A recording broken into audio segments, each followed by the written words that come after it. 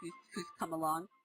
This is a geographical view of parapsychology in 2016, and it's a selected view. There's much more going on that I'm talking about, and there's some things very new that have come up that I haven't given you a lot of information about. But I think I think this will give you a taste, especially if you were not in the ParaMOOC last year, or you're not aware of the spread of what's going on in the field. This will give you a taste of what's around the world. And at the end, I have put the classroom links to all 5 of the weekend presentations, and you can just click those links and go in and watch any of those countries or all of those countries as well. Hi, Jules. Welcome, welcome. We're getting started with the actual presentation right this minute. So let me move over and get it going. So the first thing I wanted to talk about is I have to turn around because I'm seeing something extra by the. You can tell that we still have the Christmas tree up. That's coming down this weekend. I'm seeing something extra by the Christmas tree that I'm not quite sure why I'm seeing it. It may be a reflection of oh, I know what it is. It's the bottom of the tree, if you can see it right here. Okay. So the first thing I want to talk to before we get into what's going on in the field in a geographical way is the importance of international networks for science. People are often amazed at how much scientific progress has happened over the last century, and compared to everything that happened before. And partly that's culture, that's wars, that's technology, that's the separation of the countries and so on. But it also has to do with how easy it was, or how difficult, or if you go back enough centuries, how totally impossible or nearly impossible it was to find people doing similar things to what you were doing, and to be able to communicate with them and have a community of scholars and scientists sharing their results and talking about what they were doing. I mean, you have to think about how over so many centuries, going way back into antiquity, there were networks that were formed, but they were formed in a very slow way, and yet that those networks, the fact that Socrates was Plato's teacher and Plato was Aristotle's teacher, and there were libraries in Athens, there was a library in Alexandria in Egypt, there was a library in Herculaneum and Pompeii and in Rome, and that there were scrolls that were being captured and carried from one country to the next, and if very few individuals were very interested in science and very interested in philosophy and understanding the world and mathematics and all that stuff, but it was a very kind of slow accumulation of data and a very small number of people who had to go great distances to communicate with one another. So, for instance, when you look at the histories of Herodotus, which comes from back in antiquity, when he talks about a country, it's a country he may have traveled to, taking how many months or years to get to that place and so much time on site and then to come back. And then the scrolls would disseminate slowly, or he would gather information. Ptolemy did this too. Was it Ptolemy? I'm losing myself here. Who was the guy that Pliny, that's who it was, Pliny, who was pulling together, both Pliny the Younger and Pliny the Elder were pulling together in the Roman era all kinds of information about other countries and other parts of the planet by talking to travelers, because to go yourself was impossible. So science in Asia and the Middle East, predating Western science, had their, and even the West, had their connections between cultures and their connections between individual philosophers and thinkers and experimentalists and inventors and so on, but they were very difficult to achieve, and the conversation going back and forth was very slow to happen. There's a story about Theophrastus Bombastus von Hohenheim, who's also known as Paracelsus, who was very interested in the use of plants in the early Middle Ages, was very interested in the use of plants and healing and so on, because basically that's what everybody had at the time. And he would, put his belongings in a piece of cloth and tie it up and stick it on a stick and walk from wherever he was to whatever abbey was known to have a particular illustrated manuscript about these things, or a particular old scroll or whatever, and he would make his way around Europe walking and checking out what few places were available for him to find materials that had been collected and put into some kind of text. And then there was a question of the languages as well. So some of these texts were being preserved, and some of them were being translated and circulated. The Western Foundation of the Western Universities owes an enormous amount to, believe it or not, the caliphates who came into, the Islamic caliphates who came in and took over Spain in the 9th and 10th centuries, because they had been preserving some of the ancient works that weren't available in the western part of Europe. They had connections with physicians and so on from the Babylonian region and all these kinds of areas in the Middle East who had kept the documents of Aristotle and of other people. And then they brought those things into the areas in Spain that they put together. And in those years, in the 10th century and 11th century and up to when they left Spain, the Islamic point of view was all religions, especially if they were religions of the book, so Judaism, Christianity, and Islam, were welcome to live under the same, in the same cities, under the same government, with a small fee for not going to a mosque. You were going to the synagogue or whatever. And it was a very good environment for people from different cultures with different languages to come together, and translation was happening in these cities that were either under Islamic rule or nearby. And one of the famous people that we heard about when we were studying the history of science was Moses ibn Tibbon, who was he was a 13th century translator who could read Greek and read Arabic, and could write Hebrew, and he translated a great deal of these books, whether they were scroll form or had been handwritten copies that had come in with the caliphate into Hebrew. And then there were scholars who could read Hebrew and translate into Latin. They came into Latin, and now all of this knowledge that had not been available to scholars and thinkers in Europe were suddenly available. And the other thing the Islamic caliphates of that era also did was they had a very strong science and medicine tradition, so they produced a lot of their own materials as well. So there was a lot of cross-fertilization as you get into the Middle Ages. But before that, texts they may have been preserved and translated and circulated, but only inside of either a language group or a location. So you might have a few people working in the same area where Copernicus was in the monastery that he was in, a few people working in the cluster of individuals in Oxford, in England, early on when the university first started as part of the monastery there. So you might have these little clusters of people, but for them to get in touch with each other was not so easy. There were trade routes, there were travel routes, there was goods coming back and forth from all over the planet, but it was very, very slow. So if you've ever seen Time Team, for instance, it's in a UK television show called Time Team, and one of my favorite episodes, they had 20 years of these episodes, were their excavations of Roman sites and also pre-Roman sites, and when they would come up with, a particular kind of a drinking vessel that had been made in Spain a century before and somehow found its way to this particular settlement off some, windy coast of Cornwall.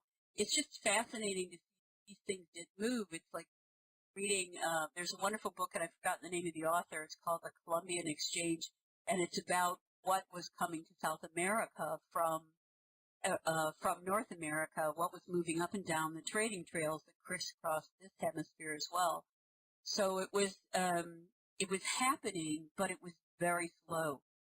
And knowledge in that early era was constructed and shared through these communities, but once again, they were very locale-based in terms of culture and politics and religion and who could talk to who and then what language they were in. Another important person in the very early part of this connection, leaning towards connection, I guess, leaning into connection era, was Henry Oldenburg, who was the secretary of the Royal Society in London from 1663 to 1667. In his own life, he was an unusual person. He was born in Bremen in Germany, and he moved to Oxford where he did his education, and then he became part of the Royal Society, and for a long time volunteered to be the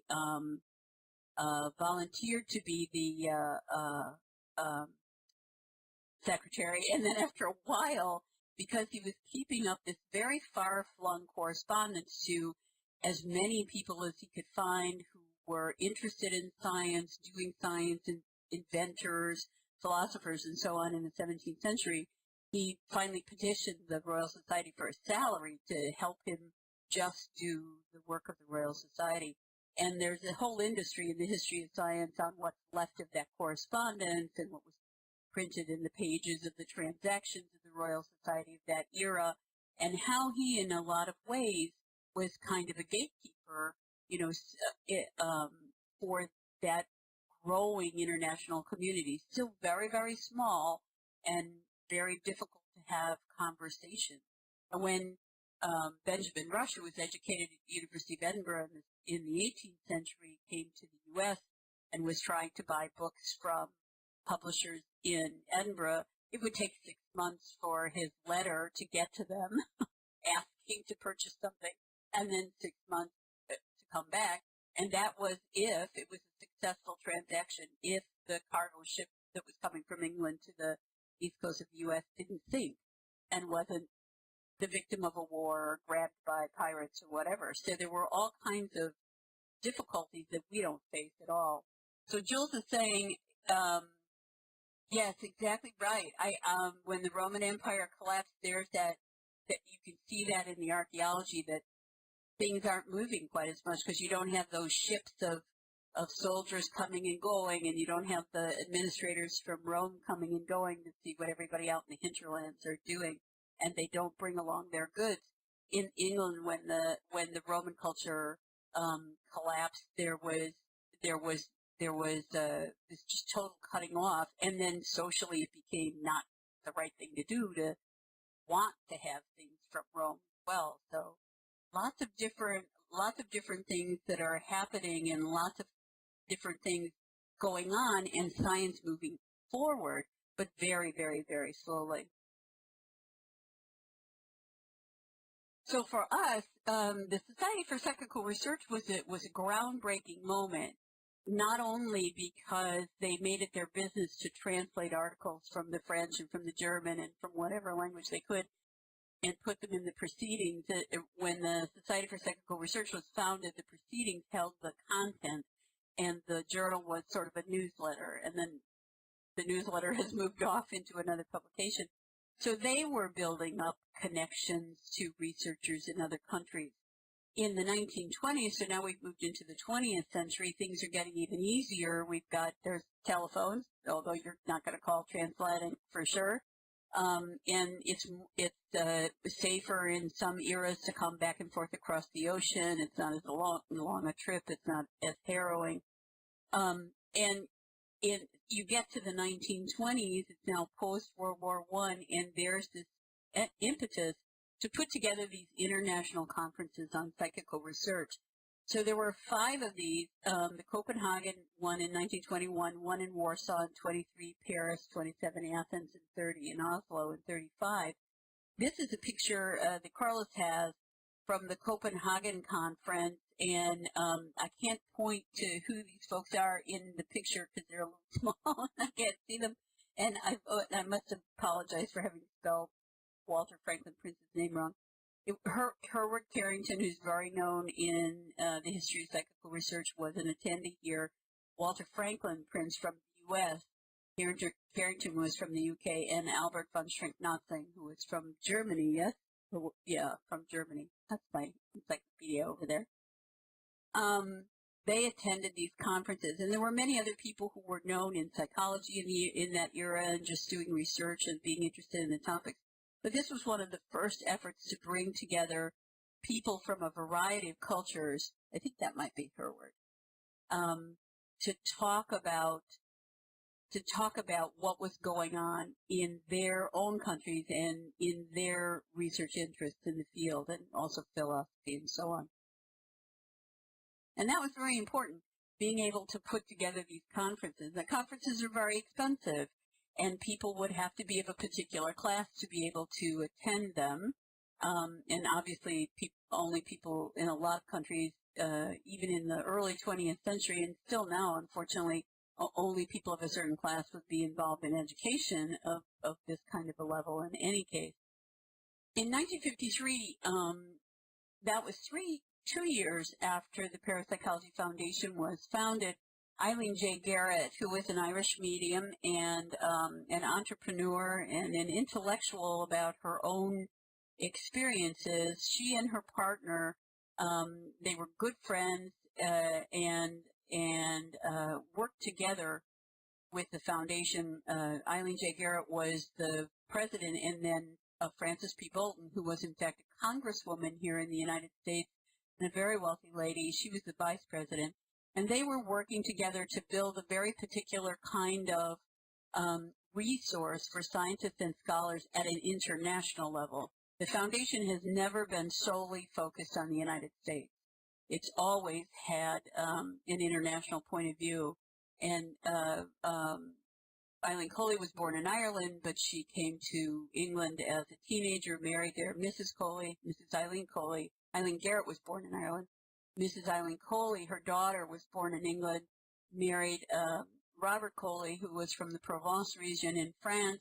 Lizette's husband is from Greece. I mean, the whole family legacy is very much focused on the international, on the planet as a whole, really. And the funding and the grants and all these kinds of things that the foundation always did were very much spread worldwide, which if go back and look at some of those presentations from this weekend, you'll see Lisette commenting in the chat about a researcher in France or somewhere else who they funded for quite a while. So this was a unique conference. It took place in Utrecht in the Netherlands, and four of the folks who had attended these early 20th century conferences that I mentioned before also attended Utrecht. William Mackenzie from Italy, William Salter from England, who was involved with the SPR, René Soudray from France, and Thorstein Verheid from Norway were there at these conferences. So there was a bit of a connection between that first group of conferences and the second group and this conference, and understand that, the First World War and the Second World War took place, the First World War right before the conferences started, and then the Second World War in between that first batch in 1953. This was a very unique endeavor, and it was very much supported by Mrs. Bolton's financial support. She was an heiress of several huge fortunes. She had a number of aunts and uncles who died childless, and the money came to her. So she had means to put together an extraordinary conference. Michel Paubert from France was the PF director and worked on it. Gardner Murphy, a psychologist from the United States. H.T. Fisher was the Dutch reception committee. George Zorab. Where's George Zorab from? The Netherlands? Yeah. Was also in the group. And then the executive committee also included Hans Bender, very famous fellow from Freiburg in Germany, H.H. Price from the UK, Professor Tenhoff, that's this fella who was from Utrecht, and René Worcollier from France. So the whole organization of it was very international as well.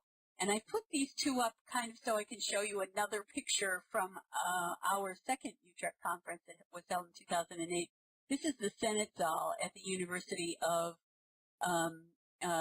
Utrecht, and all of the conference in 1953 took place in these rooms. Because Mrs. Bolton was able to fund it, they had a printer and a group of writers, and every night there was, like the Congressional Record in the U.S., there was a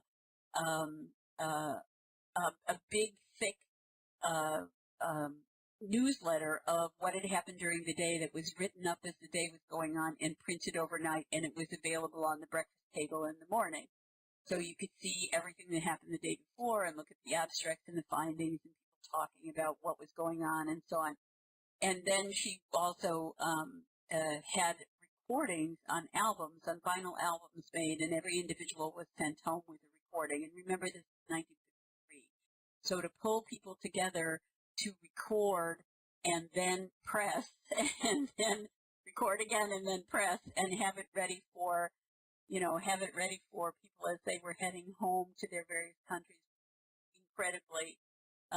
An incredible event, essentially. And the conference itself was astonishing. I mean, it really covered every possible area of the field that you could think of, from clinical to experimental to theoretical and philosophical. So it was really an amazing conference. In 2008, in an era not yet as connected as our era, strangely enough, but pretty connected, and certainly much more connected than the folks in 1953 were. You can make transatlantic phone calls with no problem these days, and there was email and all this kind of stuff.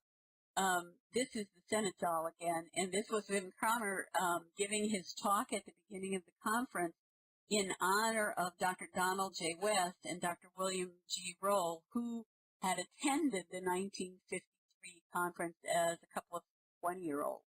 And they were in attendance for the conference in 2008, Utrecht II. And that was put together by the Parapsychology Foundation. Carlos was the primary person involved in developing the conference content.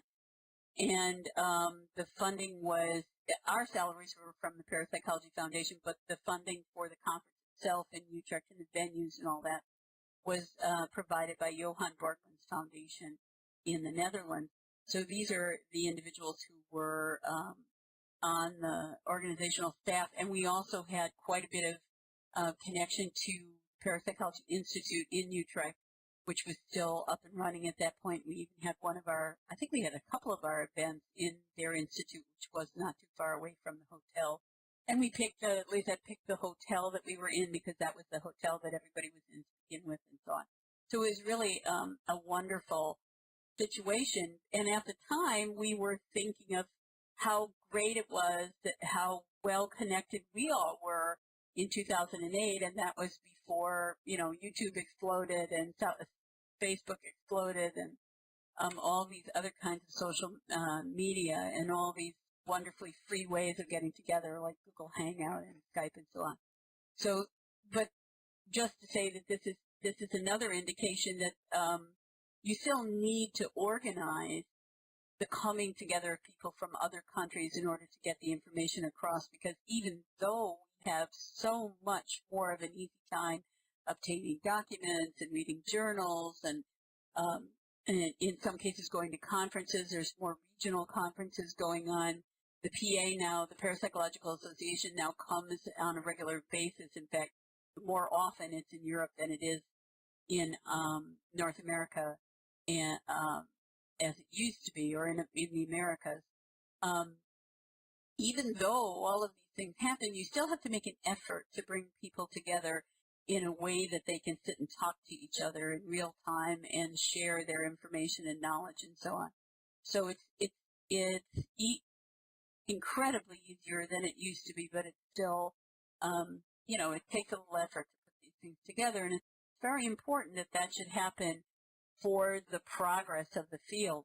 So other international efforts have been done by the Parapsychological Association. This is the group photo from the conference in 2004 at in Vienna, and that's Bob Morris, and there's Carlos, and that's top of my head. Over here is Stefan Schmidt, who will be speaking to us in the MOOC, and Peter Mullash, who's registered for the MOOC, and I'm trying to see if I see any other faces that are among the speakers this time. Richard Broughton was for last year in last year's MOOC.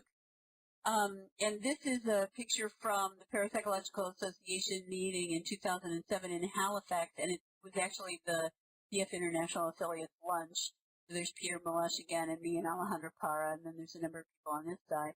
Photo from the Parapsychological Association conference in Durham in 2012. Everybody getting ready to pay attention as the sessions start up again. And this is Carlos Alvarado and Dr. Patrick Geisler. Oh, I'm not using the pointer, Carlos said. I'm so sorry. So PA here, and there's Bob, and there's Stefan Schmidt, who we'll be seeing. There's Richard Broughton, who talked last year. There's Carlos. There's the top of my head. This is Peter Mullash again, and me, and Alejandro Parra. And then here's the Durham photo. And then this is Carlos and Patrick Geisler, the anthropologist, at the Parapsychological Association conference that took place in Curitiba a few years ago, Curitiba in Brazil. So, yeah, I'm so sorry. I didn't realize I didn't have a cursor. And Carlos, the pointer, Carlos brought me a Post-it note from the other side of the living room, thank goodness.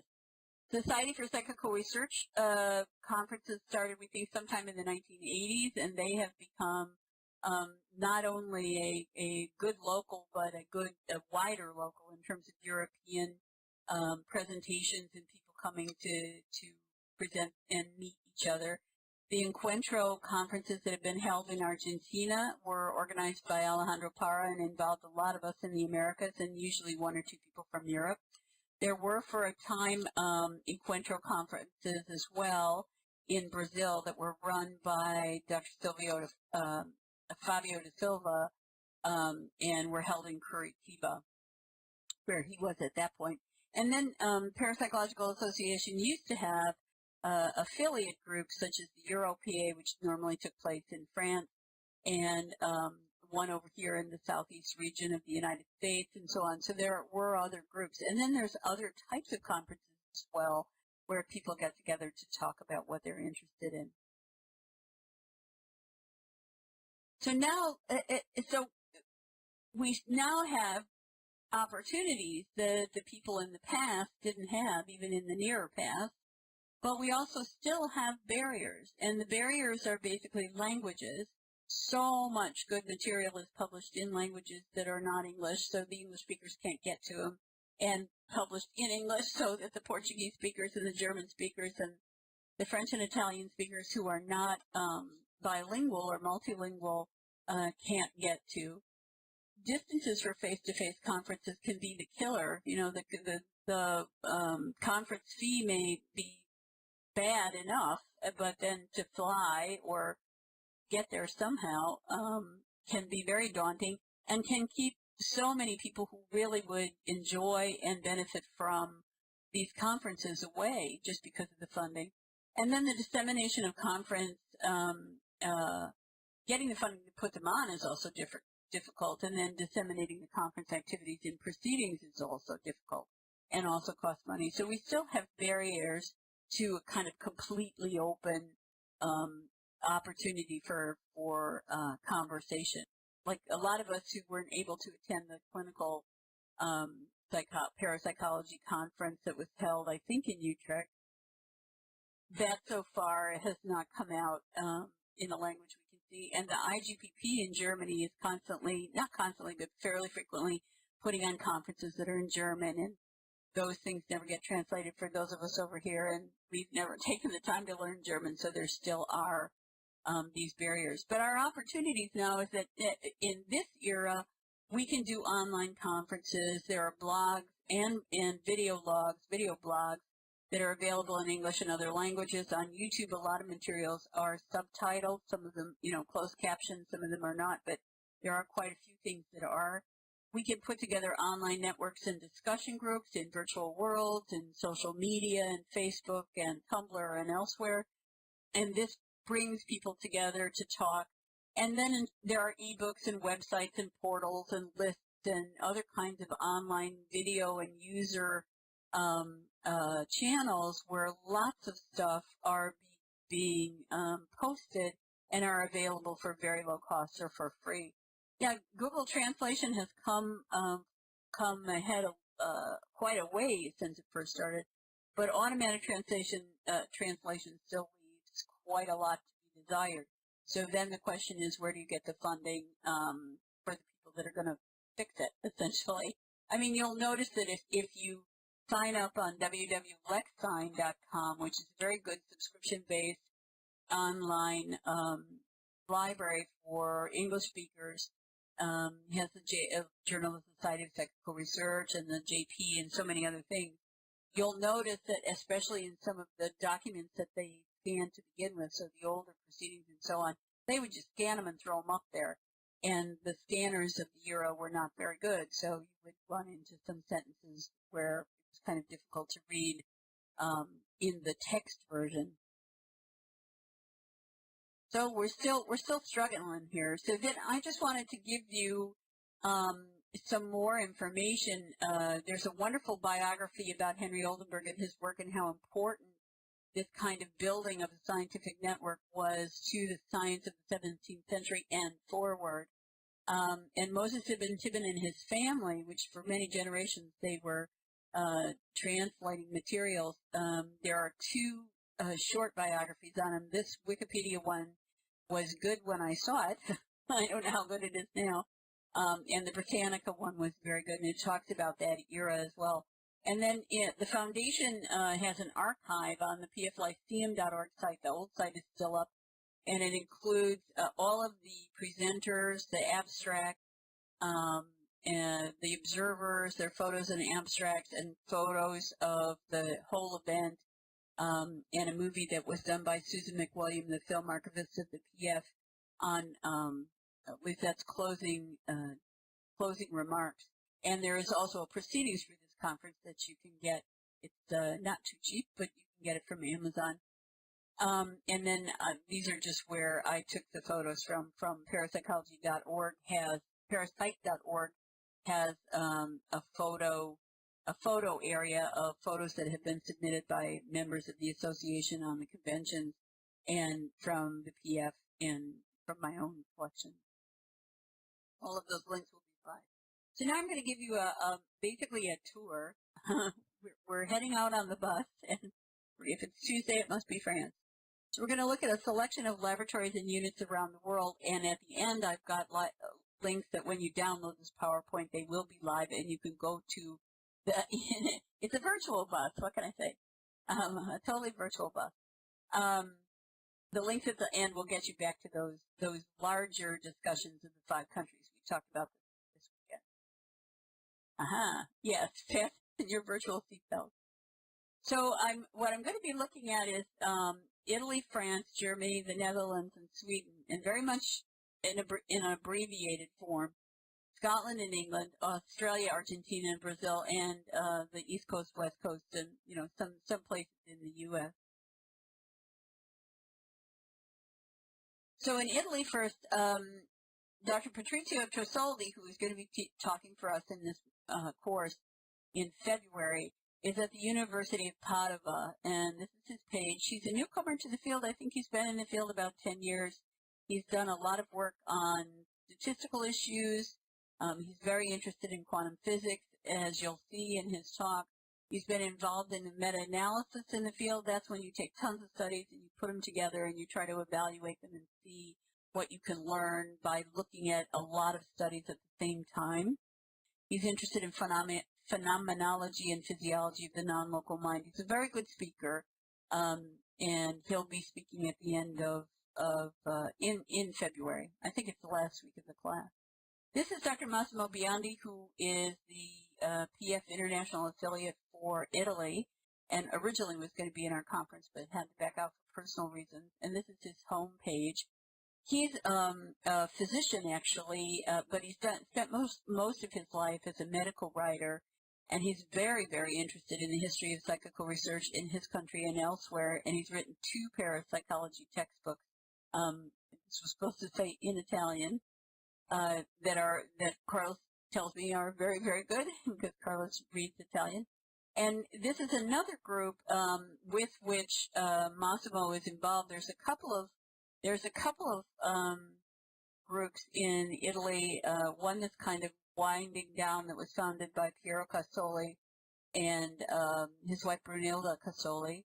And then there's another group that are a bit more focused on Spiritism, that run the Gonçalo Veiga Library in Bologna. This is, I don't remember how to say the name. Here it is, Centro Studi Parapsychology. That's the one, that's the Casolis. And they did quite a lot of research over many, many years, and there's still groups. There's still a group there. I'm not sure how big it is at this point. And then Silvio Ravaldini, who was very much involved in the Gonçalo Veiga, passed away recently, but their group is still there, and they have a magnificent library.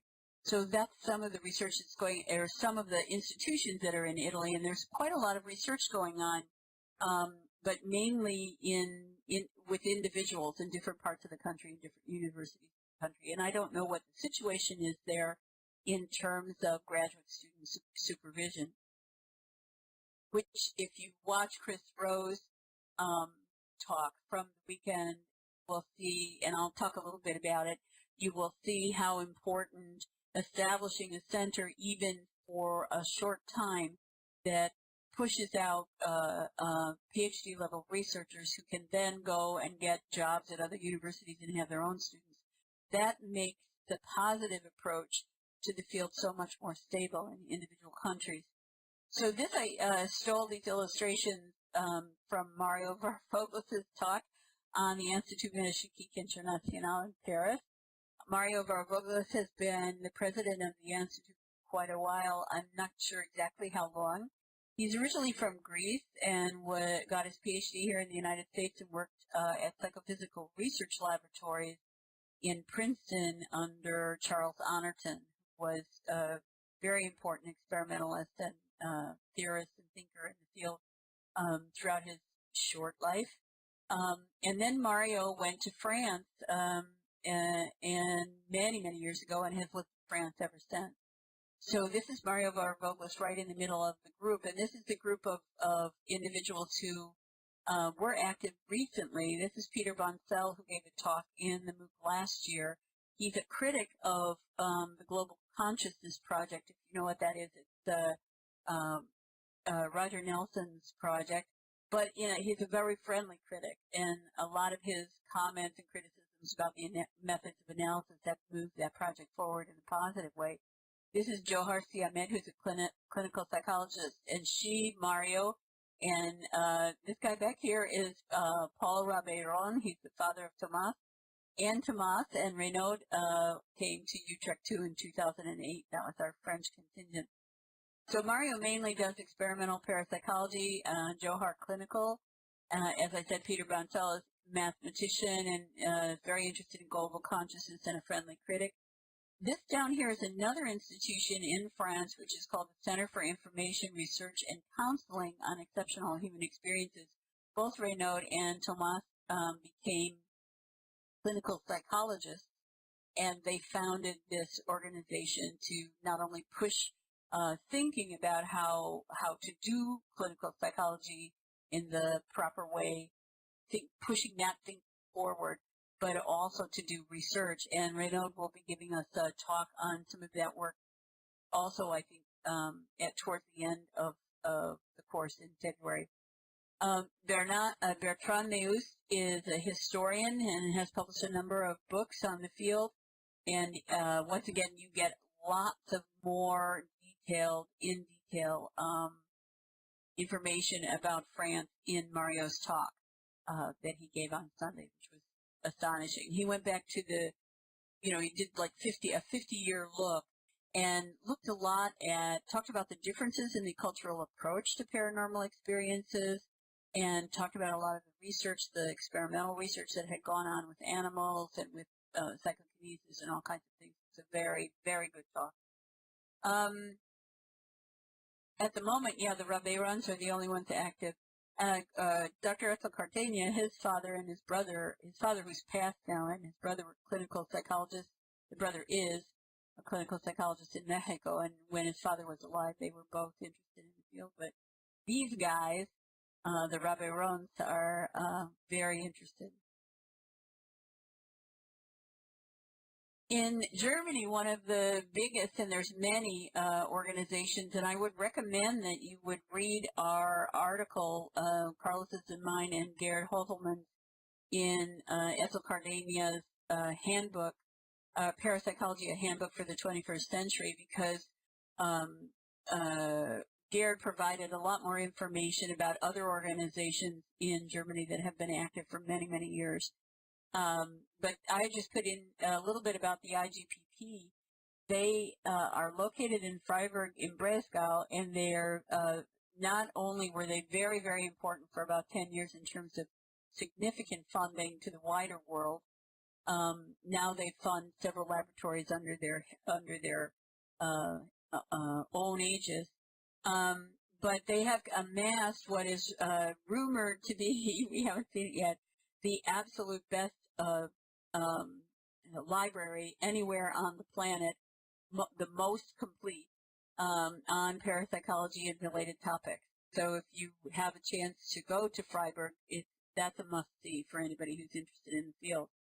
And I put here, Eberhard Bauer is a historian and archivist who's been with IGPP for many years before they got their big bequest and became the center of the universe, and since then as well.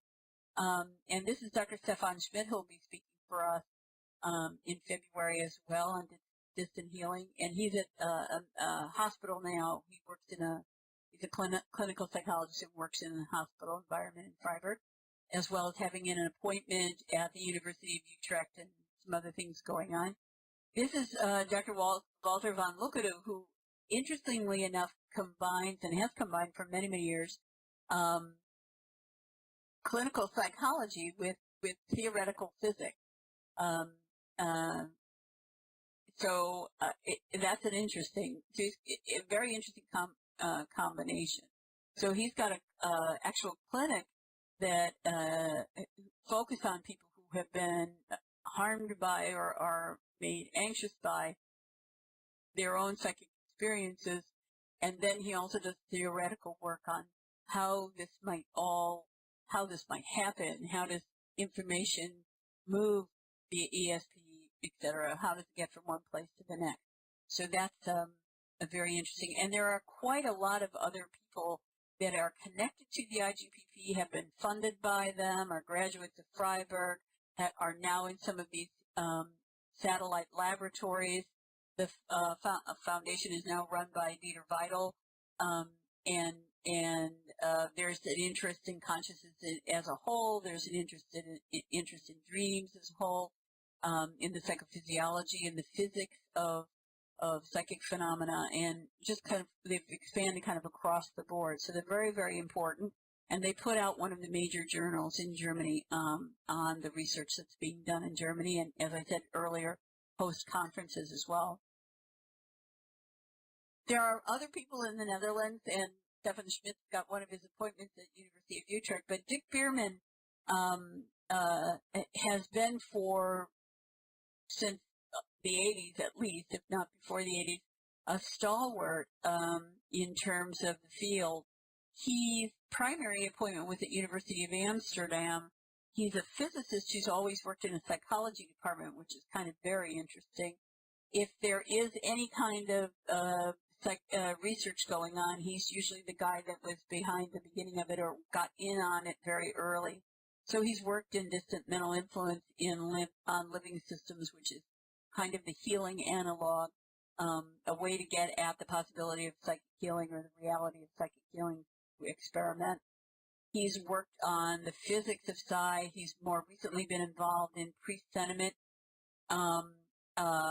which is the whole idea that we are constantly aware of things that are just coming into our reality from the future, essentially. So maybe 3 or 4 seconds ahead of we're getting information about what's happening, and we're getting it unconsciously, maybe even farther into the future so that we're altering where we're going, what we're doing, and so on. And this kind of notion of how does time really work in psychic phenomena, and when it is that we're becoming aware of things in our immediate future, became known as presentiment as it got this experimental phase. Dr. Darrell Bem is probably most well known for some of the recent studies on this, but Dick Bierman was very much at the forefront, as was Dean Radin. Dr. Julia Mossbridge is now an important researcher in that area, and so on. So all across his career, really, Dick has kind of been ahead of everybody else. And until recently, he was a member of the committee at the Bial Foundation that vetted the grant and decided who was funded and who came and so on. He's older than I am, so he's like semi-retired and only thinking great thoughts now, I think, and doing research. And the observational theories, which is a physics-based notion of when, where it is that we get the information when we're doing ESP tasks or we're receiving psychic phenomena and so on. That I don't claim to understand, even though I've done some research on it in a meager way with a colleague who understood it much better than I did. I was the methodologist and she was the theorist. That's a very important set of theories as well that still comes up periodically. So he is also talking for us in the ParaMOOC. He will be talking, however, about experimental methodology and how that might be made better, and has some criticisms about how things have been done in parapsychology and what we need to be thinking about. But this is a very, very important guy in the last 34 years in parapsychology, and he's from Amsterdam.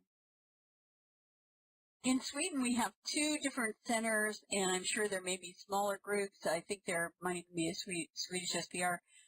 The most recent thing, and I think Zazzle has been in this position for more than 10 years, at Lund University, Ethel Cardenio, who was the final speaker for ParaMOOC 2015, became the Paul Thorsen Professor of Psychology, and part of the remit was parapsychology and hypnosis. He is very interested in dissociation and hypnosis, consciousness, and parapsychology, and he's had graduate students down the years and has a couple now. He's pulled together individuals from Sweden and Denmark and Norway to form a group. CERSAP is the Center for Education and Research in Consciousness and Anomalistic Psychology, or anomalistic psychology. And under that rubric, he brings together his graduate students, and he brings together other researchers in other countries around Sweden to form this kind of coalition to focus on doing lectures, bringing out research materials, and supervising students. Dr. Devonshire Hune, who got a Eileen J. Garrett scholarship many years ago to do his undergraduate degree, went to Lund when Ethel came there and did his PhD there. He's now at Goldsmith College in the University of London system. And this gentleman is about to finish his PhD, David Marquis and Clavert. He was one of the authors along with Etzel. And, so 10 years. David was one of the, I lost it now. Oh, one of the co-editors of Parapsychology, a Handbook for the 21st Century, along with Ethel Cardenio and John Palmer. This is Adrian Parker. Adrian is a very interesting guy. He's actually English. He did his undergraduate, I believe, at Cambridge, and he went to study under John Beloff, who was a philosopher and a psychologist at the University of Edinburgh. So he was at University of Edinburgh completing his PhDs in the early to mid-70s. From there, he moved to Sweden and has since then been at the University of Gothenburg. And he's a clinical psychologist. He's written some really important stuff on altered states, including a book. He's done a lot of Gonçalo research. In fact, Kathy Dalton, while she was doing her PhD at Edinburgh, spent some time in Adrian's Gonçalo lab working on how to kind of time lock what individuals were saying, the receiver was saying, with what the sender was seeing when they were using movie clips for the for the material, the target material in the Gonçalo. Oh, thanks, Yanni. Yeah, it would be wonderful to have a look at the history of Sweden as well. So Adrian is another kind of location where there have been graduate students down the years, like Anneli Goulding was one of his students. So there are people, he's kind of supervising people and doing research and so on, and so is Zazzle. So nowadays the Swedish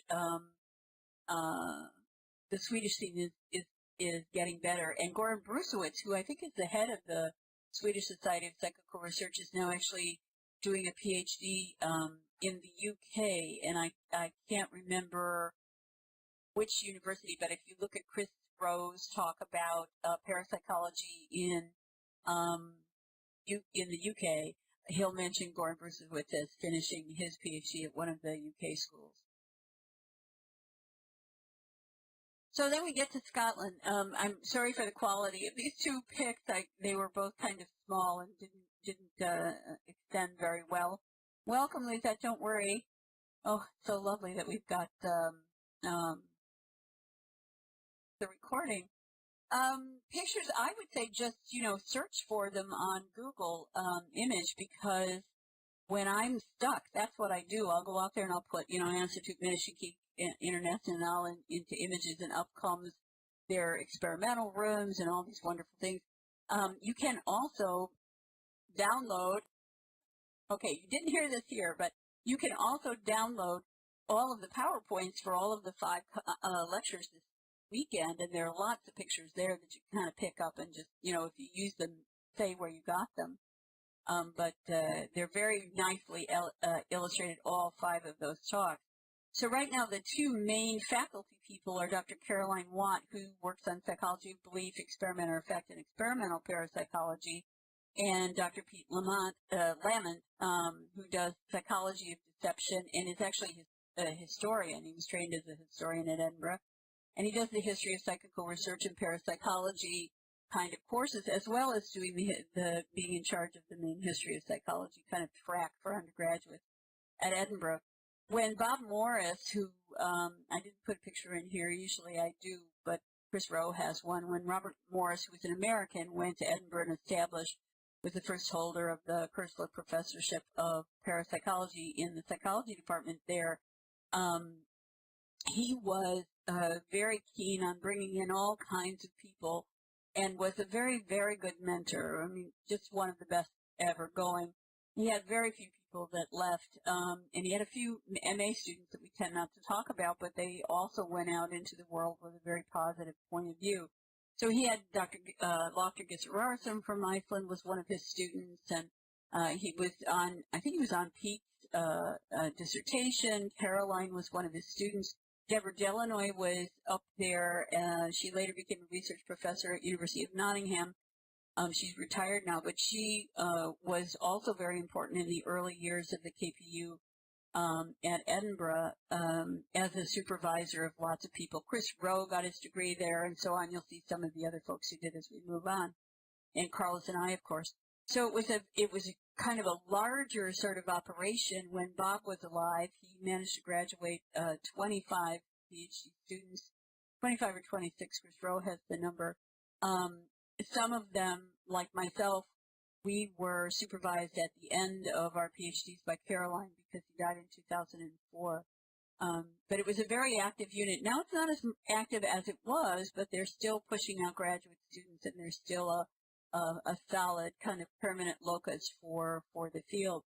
One of the things that people were always upset about after Bob died, Biel tried to set up a Robert Morris chair, and it just didn't work out with the way that the department had changed. It had been reorganized, and neuropsychology was involved now, and it was just a different kind of a place.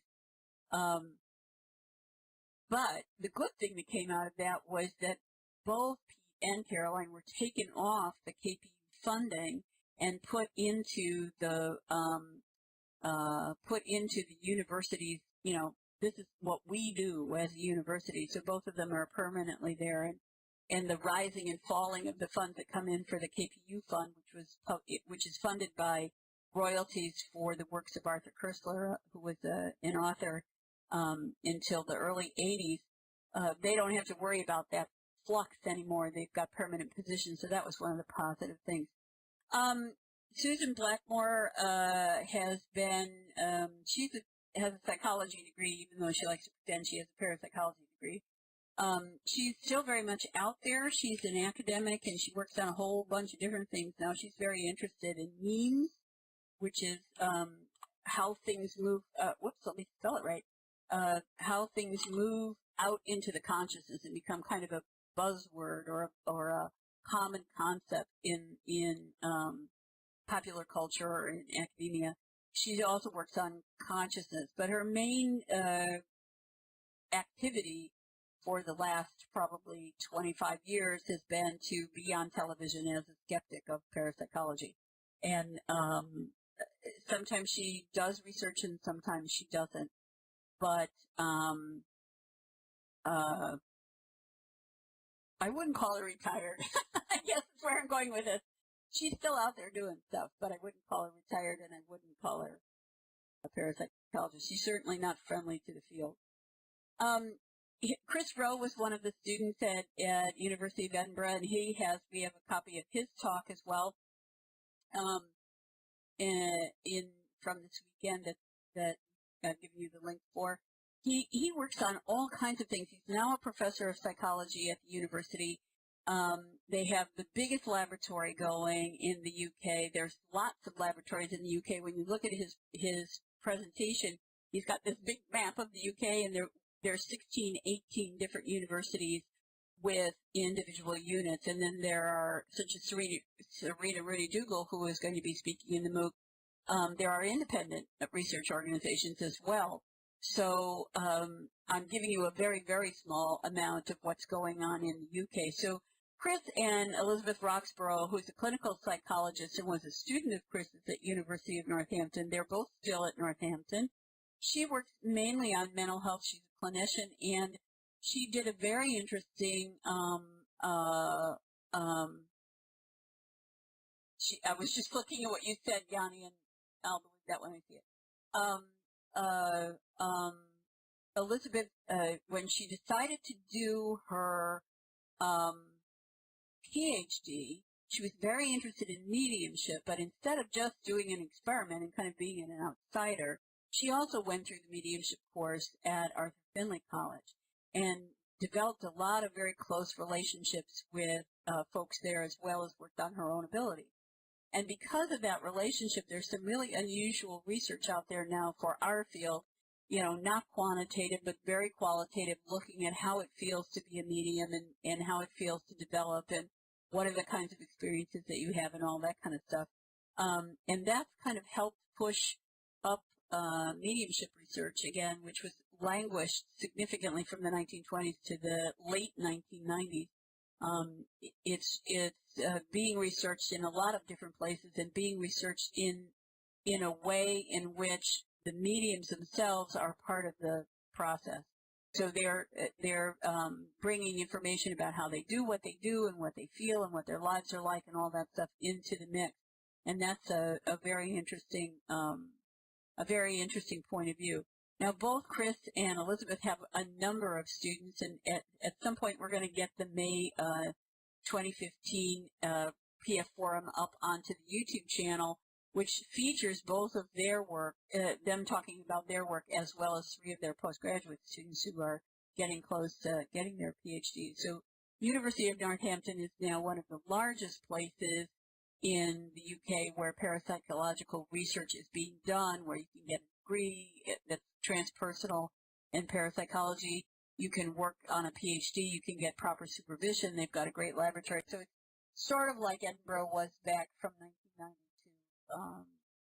to 2004. 1990 to 2004 was when there were the most students there.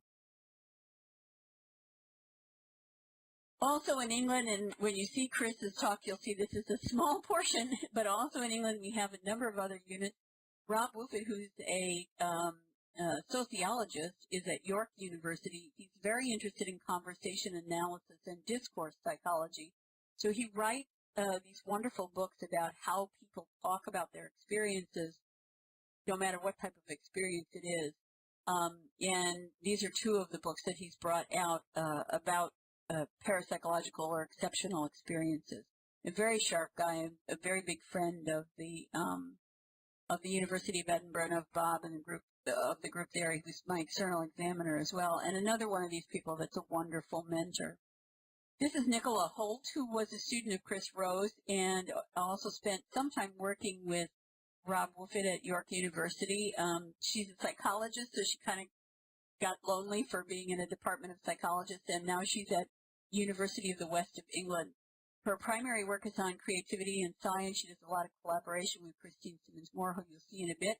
And she, Christine, and David Luke put together this book called Anomalistic Psychology, in which they were making an argument for the importance of including the paranormal hypothesis in the mix when you do anomalistic psychology, not just to explain it away, but to be open to all the possible explanations from the skeptical to the proponent sort of side of things, and making sure that you've got it all included there. So it's a very good book. This is Craig Murray. He's at the University of Lancaster University. He's actually on sabbatical at the moment, and he's devoted himself to out-of-body experience research. And he was very much involved with David Wild, who was also, I think, a student of Chris's. Was David at Northampton, or was he with Craig? He was with Craig. So he was studying under this guy. And he's been doing quite a lot of OBE research that is what they call mixed method, both quantitative and qualitative. And he's at the University of Manchester. And you'll see more information about him as well in Chris Rowe's talk. And these guys are the tip of the iceberg, really, of the various generations that have come off from Professor Morris. We always talk about the Morris miracle, that Bob Morris did what nobody else had ever done in the field. He graduated an enormous number of folks for our field, and those folks, a significant number of those folks, 15 is what Chris Rowe says there were, went out to get university positions where they are also supervising students, and those students got their PhDs and are supervising students, and so on. So it makes for a much more stable environment for the discipline and a different kind of a point of view of the discipline as well. And these kinds of proliferation activities, these kinds of genealogical trees that grew up out of a single individual in psychology were starting to happen in the 1870s and 80s with Wilhelm Wundt in Germany, and everybody who would learn German and run over to Leipzig and study with Wundt and come back to their own countries and establish a laboratory like William James, and then those people would have students and their people would have students, and now you have departments that are dealing with the topic all over the place. And so for our field, that started. Ian Baker was another person that we studied with at Edinburgh, and he is now at University of Derby, having gotten his PhD with some other folks. You'll see if you watch Chris talk. Very interested in field investigations, ghosts, poltergeists, and apparitions, and is doing quite a lot of teaching, we heard yesterday. Matthew Smith was a student of Richard Wiseman. Richard Wiseman was a student of Bob Morris.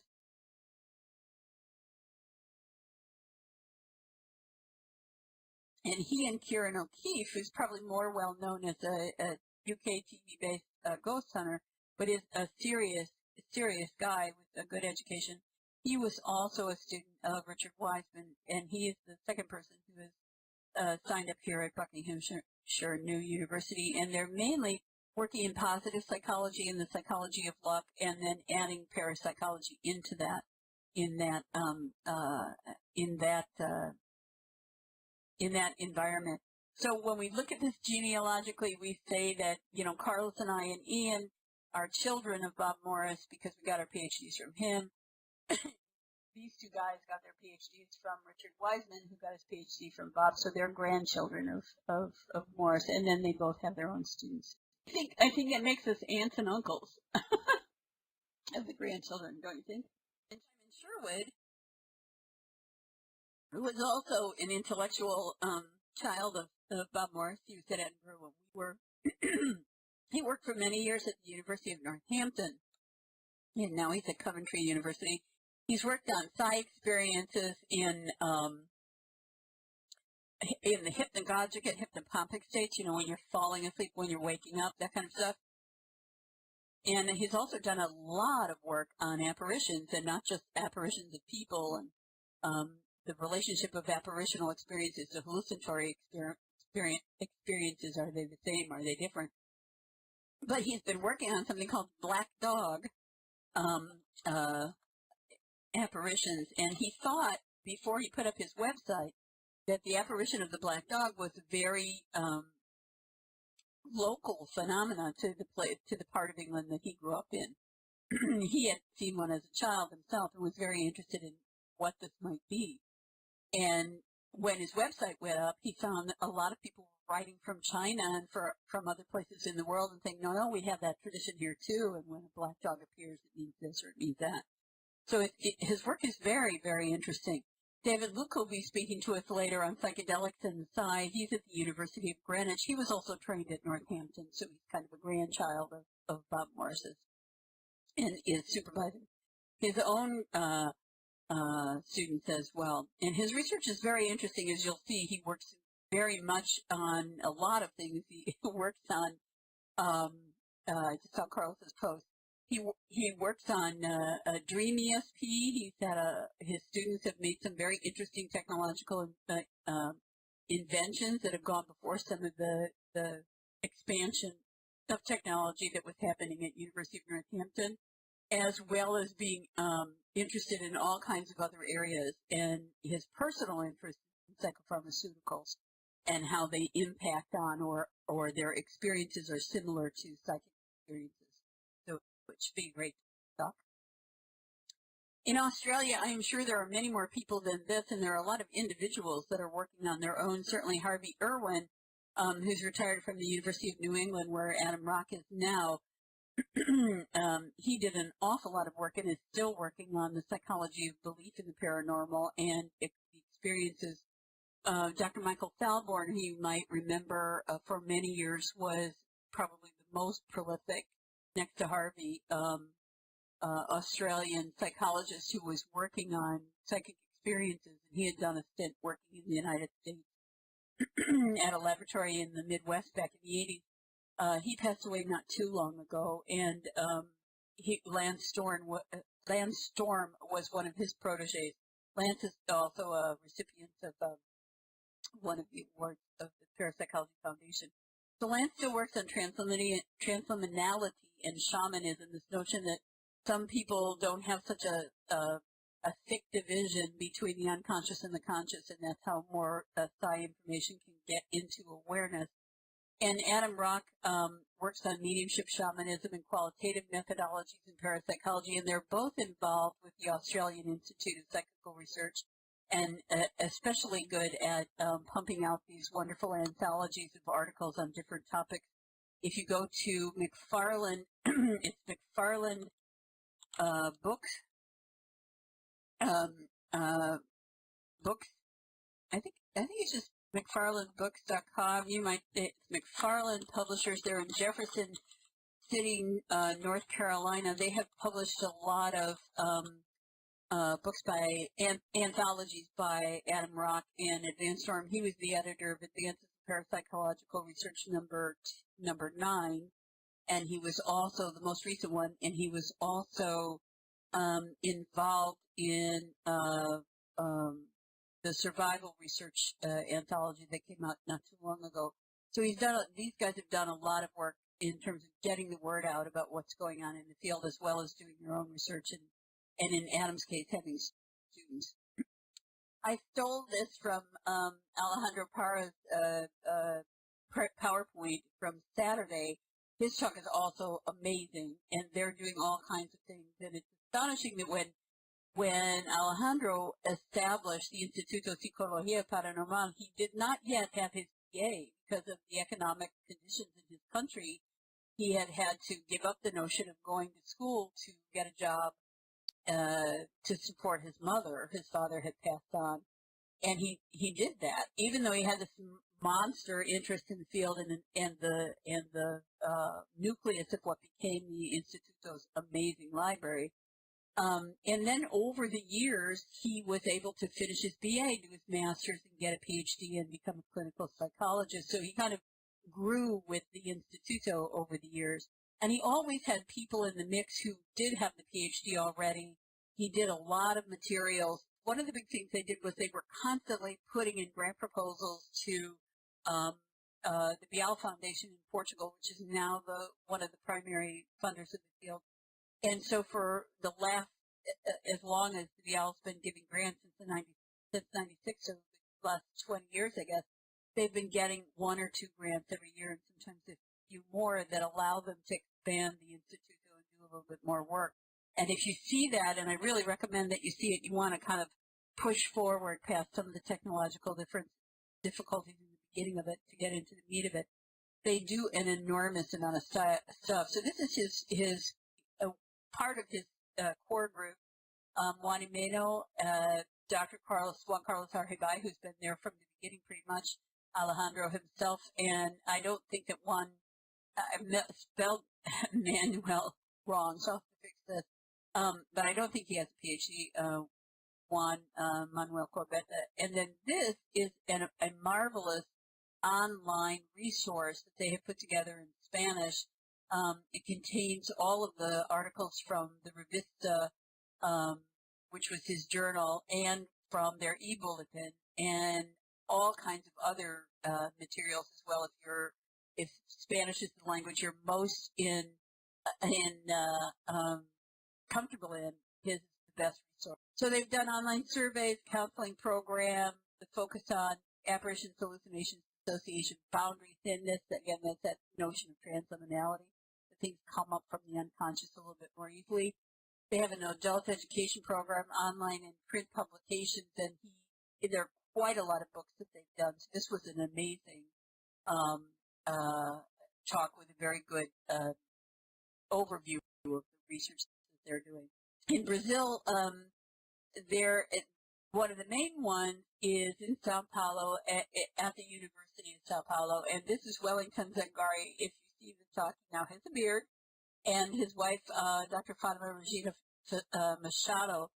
They founded Interesting a long time ago, and originally it was an independent institution, and then it became part of a university on Hemby Morumbi that they were at, and then it kind of walked along with them to the University of Sao Paulo where it lives now, and it's a group that's focused on education and research. And Wellington, these are his graduate students, and that's Alejandro Parra from the conference back in Curitiba. So I took this picture.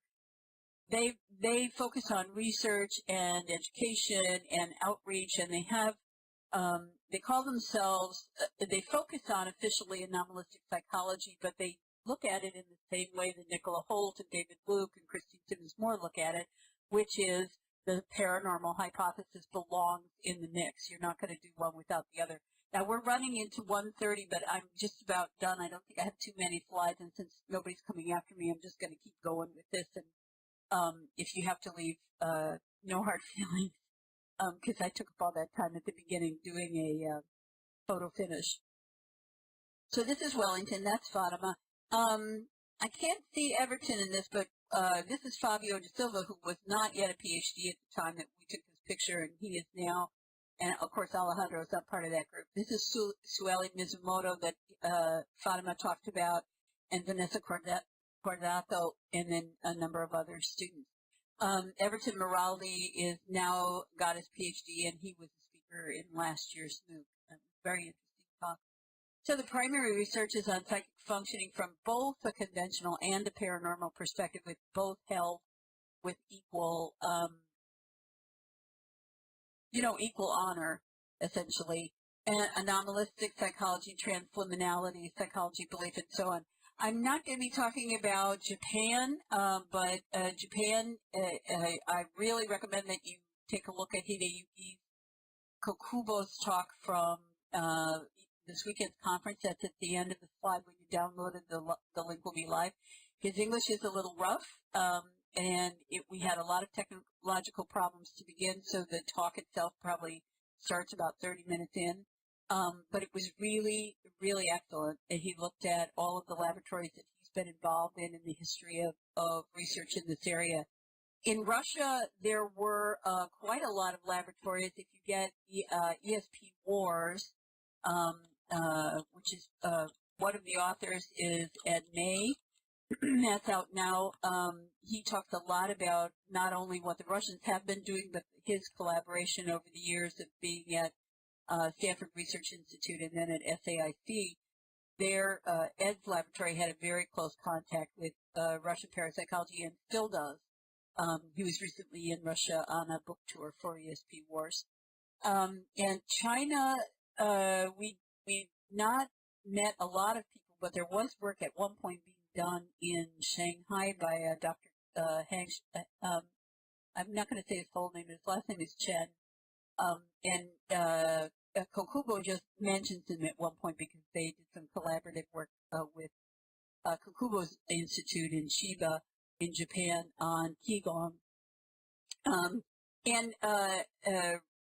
in terms of India, Andhra Pradesh, the University of Andhra Pradesh has had in Vishakhapatnam, I don't know if I can spell Vishakhapatnam right, but I'll give it a try. In the state of Andhra Pradesh, and I spelled Andhra wrong, but anyway, that has had a program for a very long time, since the 70s, I think. Dr.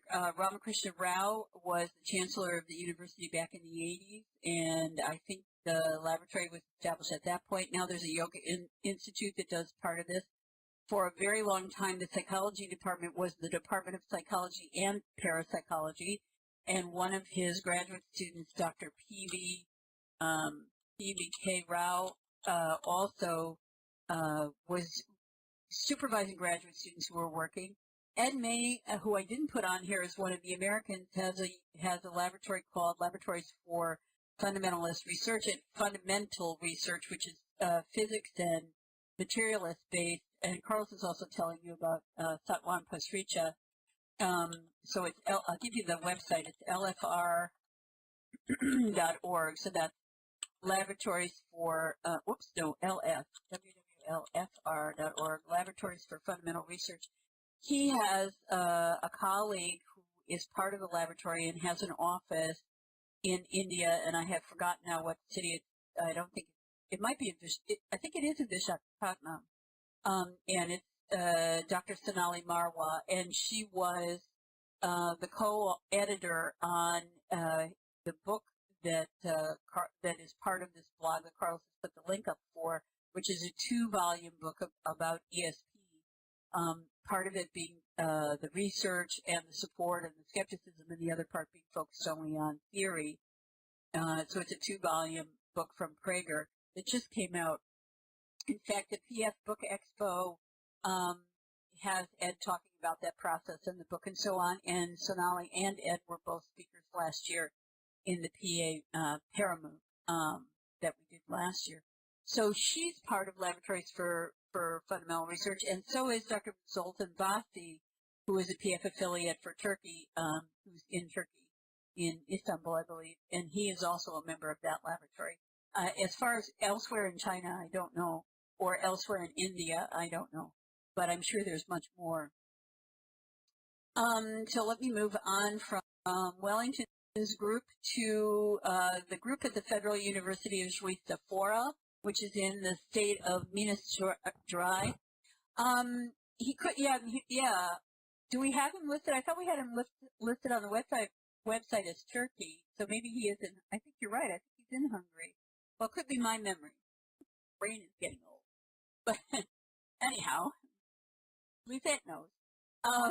So this is Alexander Morera Olmeida, who is the head of this research group at the Federal University. He's a psychiatrist. He was trained in Brazil. He also did some work at Duke University as a postdoc, and has received grants from the foundation and came up at one point and was a library fellow and so on. A very, very bright guy. And they have they have a group on spirituality and health at Shri Sephora. That's what this is. The thing that Fatima was talking about in her talk on the weekend yesterday was this group NUPES, and I can't say it in Portuguese, but it's a nucleus. It's this here. So it's a nucleus of research on spirituality and health, and they have an excellent YouTube channel.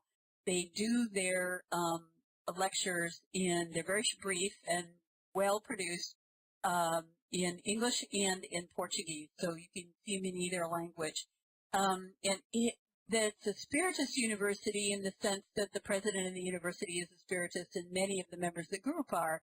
But I think people overdo the notion that Spiritist point of view is fueling everything that they do. It's certainly in the background with some of the work that they do on mediumship and so on, but they do very, very good work. I mean, the work is very scientific. It's very well done from a historical point of view and its history. So they have people involved from psychology, psychiatry, history, and philosophy in this group. And this gentleman, Saulo, he's the one who's the expert on Wilhelm Wundt, yes? So he's done a lot of his history of psychology on Wundt. He reads German. He spent time in Leipzig. And another of his graduate students, Alexander Setch, works on William James, and they do very, very credible academic work. So they're interested in a primary way on personality and individual differences in the mediums and on the epidemiology of religiousness and health, how religious activity and beliefs can help, and having a social network can help maintain health, and also the history of scientific research into spirituality. So this is a very interesting group with a very interesting point of view.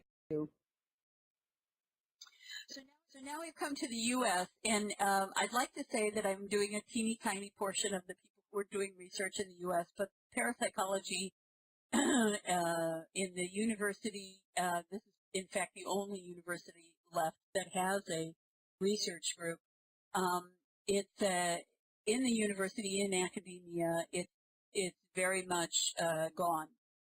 The 1960s, 70s, and 80s, there were quite a lot of other people working in the field. There were universities that were offering courses, mostly in adult ed, but also supervising students. Now there's a handful of universities where you can get supervision as a graduate student, and the Division of Perceptual Studies at the University of Virginia, which was founded by Dr. Ian Stevenson, they are not, education is not part of their remit, so they are not supervising students. They have the occasional medical student in for the summer to help with the coding of the reincarnation cases. However, this is a very prolific unit, and they work primarily on near-death experiences, the philosophy of, I guess, theoretical background to how this might work. You know, how is it possible that these experiences can be real? And also, of course, on reincarnation. Dr. Jim Tucker is now the chairperson of that, the head of that unit, and works mainly on reincarnation. Bruce Grayson, who is the former, he just retired, he used to be the head of the unit. He primarily works on near-death experiences. Some years back in the mid-2000s, they received a big grant, and they were able to move off campus into new facilities where they installed a very state-of-the-art neuroimaging laboratory, and Dr. Ed Kelly runs that. Their other colleague is Dr. Rostan Seif. Both Ed Kelly and Rostan Seif were at Duke University back when I first came to North Carolina in the 1980s, in a very small kind of hidden laboratory in the engineering department. So now they're carrying out their work at Virginia. And Ed, not too long ago, updated a monograph that he and Raphael Locke from Australia had done on altered states of consciousness in ESP that was brought out by the Parapsychology Foundation and is still available. You can find it on Amazon, no problem. And this is Dr. Emily Kelly, started with the Dr. Ian Stevenson back in the 60s, almost immediately after she got her undergraduate degree, and the laboratory was put together. Was a student of John Beloff and Robert Morris at Edinburgh. And she works in most of the areas that they work in, but recently her biggest work was this, Science and the Self, Survival After Death, which was a selected set of writings by Ian Stevenson that she edited and put together. These two books are from a long collaboration that Ed Nimley and a number of members of the division have been having under the funding of Esalen, Michael Murphy at Esalen, which involves a lot of different kinds of people coming together to try and think about how could this possibly be, and that mind is, something bigger than brain. And this was their original book that came out of about 8 years of meetings and discussions with a number of very smart people talking about what psychology doesn't cover and should cover and how that impacts on how we think about the relationship of the mind to the brain. This is a very new book that came out recently, and this is kind of the next step in which they're really placing out their theory about how these can happen. And in the PF Book Expo recordings that you can find on WizIQ by searching for parapsychology, Ed talks about how the book was put together and how it was funded. Dr. Bernard Carr, who will be speaking next week, was one of the guys that was involved in the 7 additional years of discussing how to put this book together. These two books are from Jim Tucker. They're popular books, but they're good books, and they're looking at his work in the reincarnation memories of children. And he also did a lecture on this for the Book Expo in November and December of 2015 that you can find on WizIQ, and you can find his and Ed's also on the Parapsychology Foundation YouTube channel. There's edited versions of those. And then this was the Handbook of Near-Death Experiences, surveyed 30 years of research into near-death experiences from a variety of points of view. And Bruce Grayson and Dr. Jan Holden were among the editors for this book. Carlos and I also had a chapter. So they're very prolific in terms of writing, and they have an enormous amount of data. So also in the USA, Christine Simmons-Moore, who was a student of Chris Rose at the University of Northampton and is now here in the United States at the University of West Georgia, she has a number of graduate students and postgraduate students, doctoral students, that she supervises and does research on synesthesia and psi experiences. Recently, Carlos was involved in one of her Bial-funded projects a couple of years back. So she's very, very active and was also part of that group that put together the anomalous psychology thing. And Brian Williams, who's a member of this course and is usually in the sessions, he works now for Psychical Research Foundation, which was founded by Bill Roll and lived in Chapel Hill, North Carolina, here for many years, and then moved with Bill when he went to University of West Georgia and took up a position down there. And now that he's passed it, Brian is basically the main person who's working on the website and doing research in Albuquerque, New Mexico. Now we've got the West Coast. Not much going on here. We've got Dean Radin and Arnaud Delorme, who's from France at the Institute for Noetic Sciences in Dean's lab, and they mainly work on physics, presentiment, and psychokinesis. And then Delorme's specialty is in neurophysiology and neuropsychology, and he's collaborated with the Wimbridge Institute and some other places. Last year when I did this slide, I also had Dr. Cassandra Vighton listed because she was a clinical psychologist, but she actually has now taken over as the president of the Institute for Noetic Sciences, where they all are, which is in Petaluma, California. And these are 3 of the books. If you search for transpersonal psychology on WizIQ, you'll come across a MOOC that was run a couple years ago by a colleague of ours, and Dean presented twice in that MOOC in 2 different years, one on conscious universe and the other year on supernormal.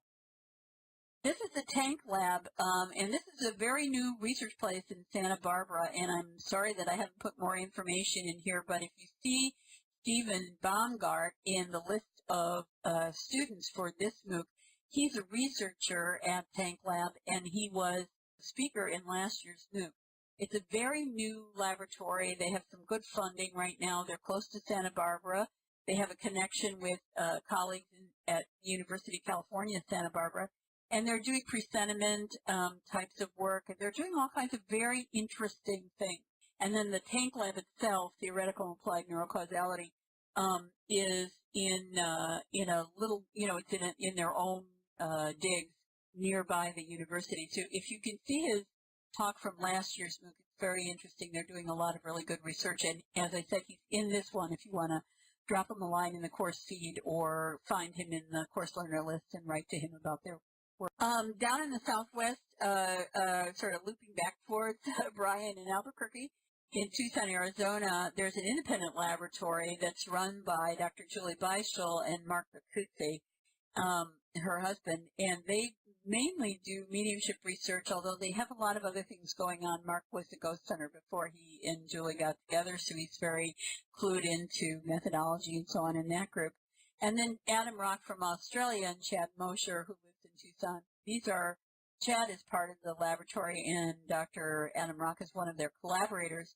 One of the things that they've done that's very interesting is they have a sustained research program into the way that mediumship works, and they very much involve mediums in this process. They have a lot of certified mediums, which is not easy to do, and these are 3 of them. You have to show that you can, in fact, do something. You have to be able to go through a sitting and come up with really positive results, but then you also have to take a grief management course. You have to learn how to work with their particular protocol, which is kind of distant. The medium doesn't have the sitter sitting in front of them. They're kind of, they work from a photograph or a name and so on. And she's written this, which is a popular book about how she got interested in the field and what she's learned as she's gone along. And it's very nicely done. Her tone, she says in the beginning, I'm writing this as if I was sitting in a coffee table in a coffee shop talking to you about my work. And they're very, very active group of folks. So the main things that they're doing, survival of consciousness research program, the implications and applications of non-local consciousness. Then they have under the survival of consciousness, they have the certification program for mental mediums. Their studies are very, very, very well designed from a scientific point of view, and then they use the multi-method approach with the results. They do both qualitative phenomenological and discourse work on the content of the readings and on the experiences. So my final takeaway slide, you know my email address, so I'm going to stick it in the chat, but I didn't think it was what I wanted to put here. So this is a photograph from my past. This is Terry Feldman, a colleague of mine from Chicago. These are all colleagues from Chicago. This is me when I was 29, and another colleague, Jeff Resnick and Barbara Lovitz, and we were all a combination of post-BA, pre-MA enthusiasts in parapsychology. Thanks a lot 50 years ago, but gee, it was almost 40. Thanks for reminding me, 36 years ago. Anyhow, we got in a car and we drove in November of 1980 to Duke University in Durham, North Carolina, which took us 19 hours. Oh my goodness. And as board members of our little Midwest Sci Research Institute, it was actually MPRI, which only lasted a few years after I left Chicago. It went to another group and then they changed the name. We went to see a conference in honor of the passing of J.B. Ryan, who had passed in March of 1980, and was an amazing experience for us because we got to meet all these people we've been reading, like John Palmer and Chuck Honerton and Bob Morris and, all these guys that came in to talk about Ryan's legacy. And it was an astonishing kind of a day. This is actually one of the doors to the Divinity School at Duke University because the conference took place in a basement auditorium in the Div School on Duke's West Campus. So the whole point here is what you should come away with from the geographical breadth of the field, especially because I've given you only a small amount of what's out there, is that there's a reason to be optimistic about the future of the field. We are not psychology, we are not chemistry, we're not anthropology, we're barely visible in the academy, but the progress from the 19th century when there were just few people dotted here and there who were interested in the field to what's going on today and what could happen in the future because of all of these graduate students coming out with their PhDs and establishing their own units and their own laboratories. I think we have a very bright future. So for those of you, and I'm not sure that there are any in this class at the moment, but maybe folks who watch the recording will include. For those of you who are in your 20s, it doesn't matter where you start, just keep going. Anybody who has any questions or comments or would like to kind of weigh in, feel free to do that. And I'll have a cup of coffee. Oh, you are, Ron says, yay! We're now speaking to the head of the future best laboratory in Mexico, so good for you.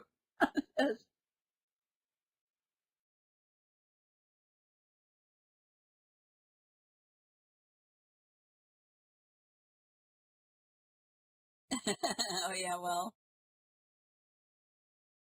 And I don't know what happened to Terry, but he's a neurophysiologist in California, and she's a sociologist now.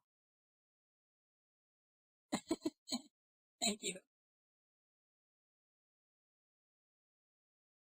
And I really, really, really recommend that you go and see these 5 presentations at your leisure because they're spectacular. There's an enormous amount of information and photos and all that in everybody.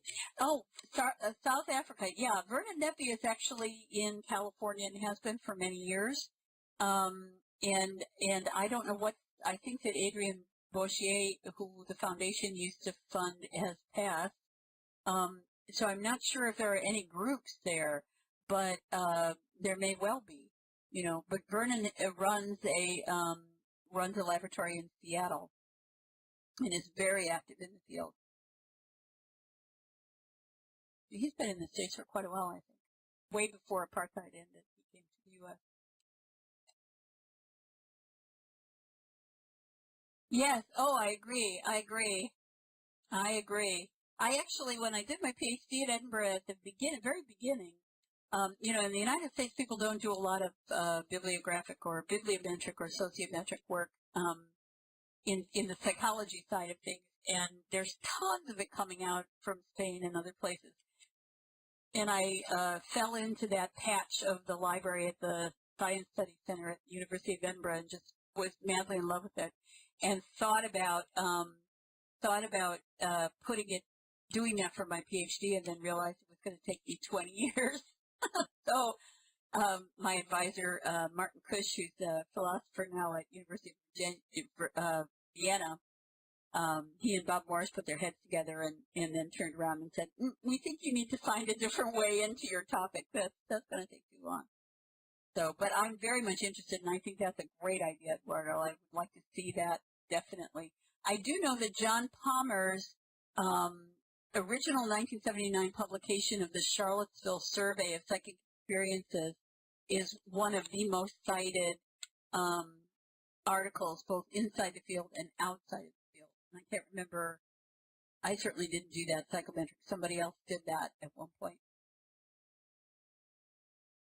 Zyleron, which is a small independent company based, I believe, in New Jersey. I think they're in the PSYL. Oh, here, now I got it. Zyleron. They have built a number of bits of tech that are really interesting on the basis of mainly the work that was going on at the Princeton Engineering Anomalies Laboratory. So they have an app that you can put 10 phrases in for your smartphone, and then you get it's set up so that randomly it will call you with one of these words, one of these phrases. and they not only keep track of, they ask people who have this to write in and, you know, say whether this was meaningful in that moment or not meaningful in the moment. And some of the folks who have bought the app do that. And the idea is to see whether or not these 10 phrases randomly popping up are popping up at meaningful moments.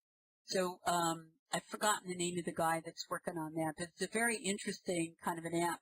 And I think that Tyleron also built this wonderful little thing that looks like a 1970s lava lamp with a little random number generator in the base.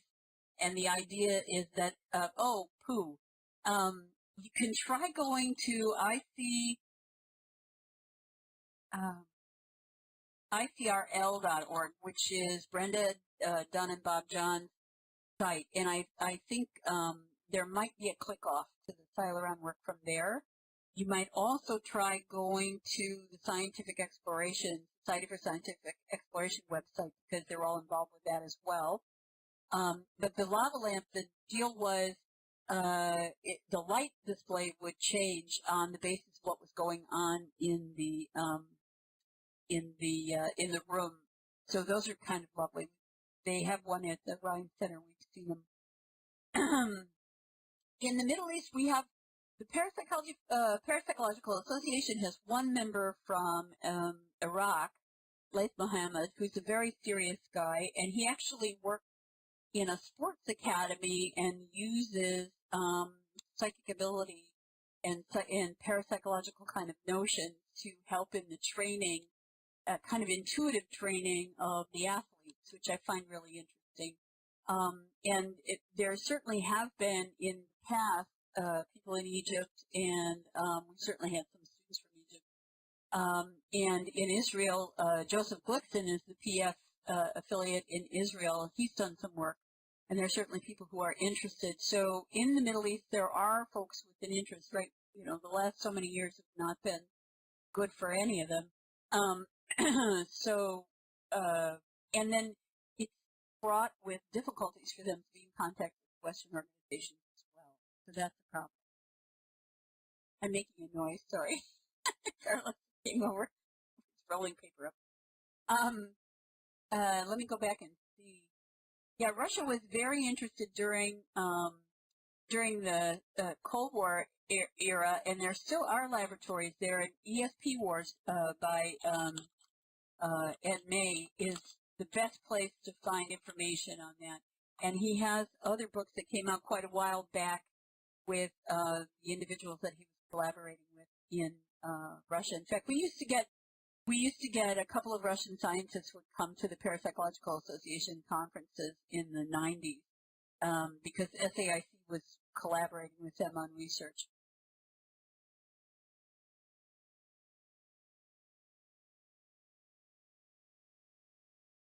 Yeah, exactly. There's a connection between what Laith is doing and what Rhea was working on with sports. Yeah, Victor Adamenko, I think Victor Adamenko is the guy who came to the U.S., right? Yeah, he came to the U.S. I think in the 90s, and I don't know what happened to him. He was trying to teach everybody at the Rhine Center in the day how to use static electricity to make things move around. I didn't learn it. Not very good at that stuff. Yeah. Oh, interesting. Thanks, Yanni. That Finland has had some connections to Russian parapsychology. That's really interesting. Well, with all the folks from Finland in this MOOC and the last one, I'm looking for great things from you guys in the future, that's for sure. Yeah, I can't remember the name of Adamenko's wife. Carlos probably remembers. But he was, I think it was either she had passed or he was separated from her when we met him. Very interesting guy, was around the Rhine for quite a while, like 6 months or 8 months or something like that, before he moved on. Back in the 90s.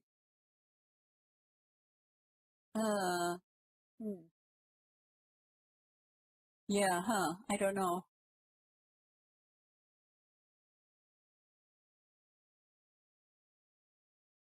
But he was very interesting, and he had some of the best films at the time, because it was hard to get films of people. You know, you were kind of tied to whatever somebody decided to do a documentary on, and then, you know, you had to see it on TV. But he had some short films that he showed us of Kulagina, who was a big PK person in Russia, and some other people. Kuleshova, I think. So that was, he was a big hit. Let me put it that way. We really liked having him around. Right, Igniski is from Argentina, the wife of Noam Kreiman. There's a lot of information, not a lot, but information about Kreiman and his institute in Argentina, and Alejandro's presentation as well. So any more? We've hit the two hour mark. Yeah, Rosa Kuleshova. What was Kulagina's first name? I swear my brain is getting ancient. I can't remember Kulagina's first name. Nina. Yeah, he had a film of Nina, and he had a film of Rosa as well, and they were really interesting. Super 8, and we had to put them on the old projector, but it was a lot of fun. Any other questions? Because I think we've really kind of gone through it. But remember that you can see the recording later if you missed part of it, and the PowerPoint is downloadable. And I'm going to copy the chat.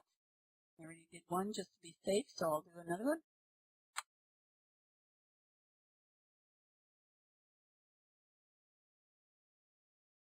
So we're all set. Well, I think since it's 2 hours in, I am going to shut down the session and say thank you for your patience, not only for getting it up, getting this PowerPoint, waiting for me to get my PowerPoint in, photo finished, just like Mario, and getting it out there. Actually, I have another cup of coffee in there, and I'm torn between having, warming that up or having some honey and lemon.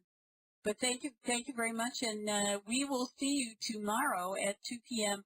with Antonia Mills. She's the first of our guest speakers, and she'll be talking about children's memories of past lives, reincarnation research. She has a really good case that she's really excited about telling us about, and some other information. And I did copy the chat, Flavia, just a second ago, so I'm only going to miss this last comment of yours.